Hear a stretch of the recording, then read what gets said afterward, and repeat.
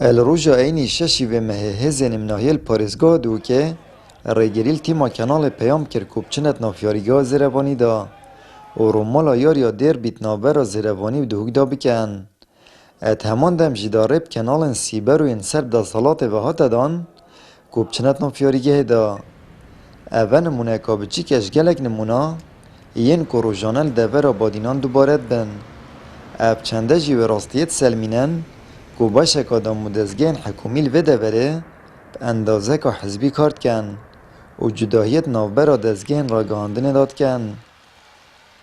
بابت که رجعی همشین بجین سازیا هی جوازی ناکت لی سازیا هی یا حکومی جوازیت که تو نعدالتی هی سنور پارزگاه دوگ همشین بجین دبر بهدینان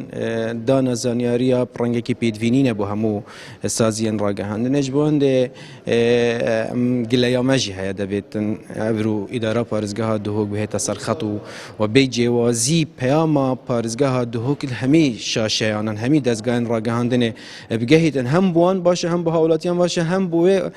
سازیجی باشه و سازیج ببیت خودان ماده و پیام وان جیت دا دیار ببیتنو و خلق کردستان بگشتیم. اندامه که انجمن سندیکا روزنامه‌وان کردستان جی پیتوید زانید روزنامه‌وانان روشنبیلیه که یاسایی هبید و ارکو مافن خوب زانن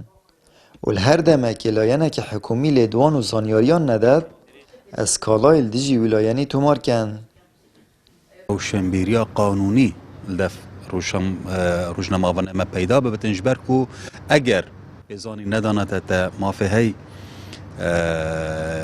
شلای دادگه داخوازا مافی خوب که اوه چند روزنامه‌وانت ما اوه جه اینایه کار روزنامه‌وانی ما هی قانون کار روزنامه‌وانیه یا 35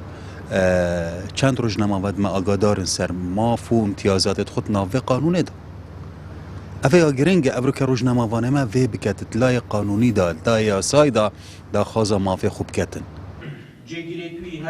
مافی بدست خستن زانیاریان و کار روزنامه‌وانی دویا سانه کوریب روزنامه‌وانان دن دیفچون هر بابت کی بکن و زانیاریان پیتویب دست ببینن لیل هرما کردستان یاسا و رسابتن السرلاپران تنن وسین و جیواری دا هرم سررنگان هاتیا دا بشکرن و رنگی تا سنگی تایه. آمد بریفکانی کنال آسمانی پیام دهوک.